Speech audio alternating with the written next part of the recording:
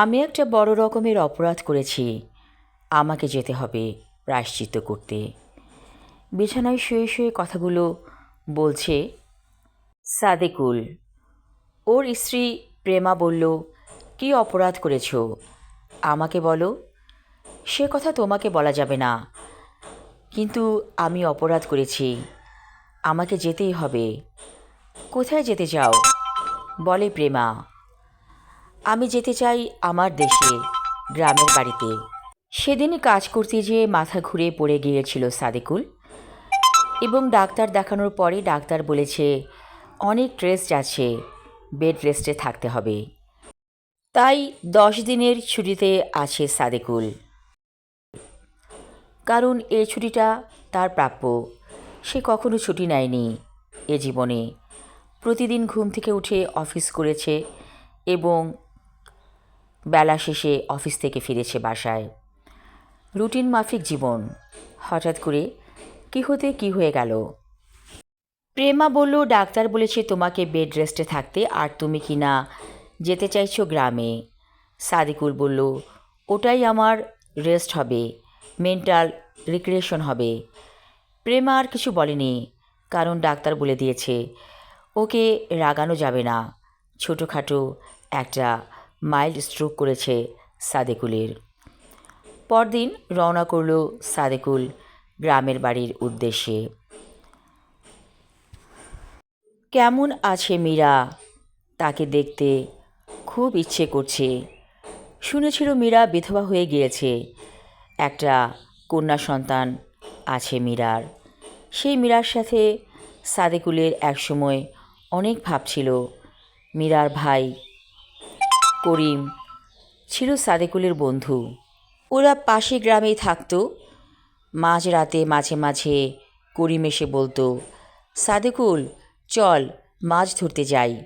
আগে থেকেই প্ল্যান ছিল তারা মাঝরাতে মাছ ধরতে যাবে। সেই করিমের সাথে মাঝরাতে মাছ ধরতে যাওয়ার স্মৃতি ছিল চমৎকার।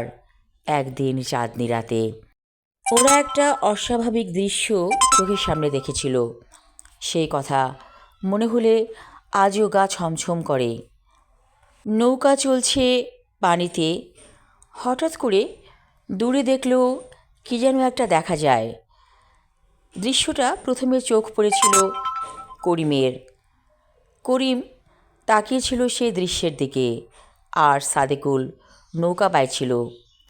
করিম বলল, দেখেছিস কি সেটা? সাদেকুল বলেছিল, সব কিছু দেখতে নেই, অন্যদিকে চোখ ফিরিয়ে রাখ। কিন্তু নাছোড়বান্দা করিম দেখছিল সে দৃশ্য। একটা অন্যরকম কিছু নড়ে চড়ে কী যেন করছে। আর একটু কাছে যেতেই দেখতে পেল একটা মৃত শিশু খাচ্ছে কচকচ করে একটা বদ জিন। অদ্ভুত রকম দেখতে জিনটার মুখে রক্ত লেগে আছে। সে দৃশ্য দেখে করিমের ভীষণ ভয় লেগেছিল। ঠক ঠক করে সে কাঁপছিল। সাদেকুল কোনো রকমে নৌকা বাইছিল। হঠাৎ করে করিম নৌকা থেকে পড়ে গেল। হয়তো বদজিনটা তাকে ধাক্কা মেরে ফেলে দিয়েছিল। করিম সাঁতার জানত না, তাই সে পানিতে ডুবে মারা গেল। দোয়া দুরুজ পড়তে পড়তে কোনো রকমে ঘাটে এসে নেমেছিল সাদেকুল নৌকা থেকে। তারপর পেছন ফিরে আর তাকায়নি। তাড়াতাড়ি রুমে যেয়ে দরজা বন্ধ করে দিয়েছিল। মনে হচ্ছিল বদ জিনটা যেন তাকে তাড়া করছে। তারপর ভোরবেলা যখন ঘুম ভাঙল, করিমের বাবা এসে বলল, ও সাদেকুল, করিমকে তো পাচ্ছি না। তোমার সাথে না মাঝরাতে গিয়েছিল মাছ ধরতে? তখন সাদেকুল বলেছিল, না কাকা, আমি তো যাইনি মাঝরাতে। বেমালুম মিথ্যে কথা বলেছিল সাদেকুল। করিমের বাবা চলে গিয়েছিল। বেশ কিছুক্ষণ পরে মানুষের হইচয়ে আবার ছুটে গিয়েছিল সাদেকুল। করিমের লাশ পাওয়া গেছে। কিছুটা অংশ খেয়ে ফেলেছে বদজিন।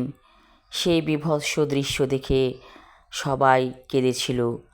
তারপরও সাদিকুল সেই কথা কাউকে বলেনি যে করিম আর ও মাঝরাতে মাছ ধরতে গিয়েছিল।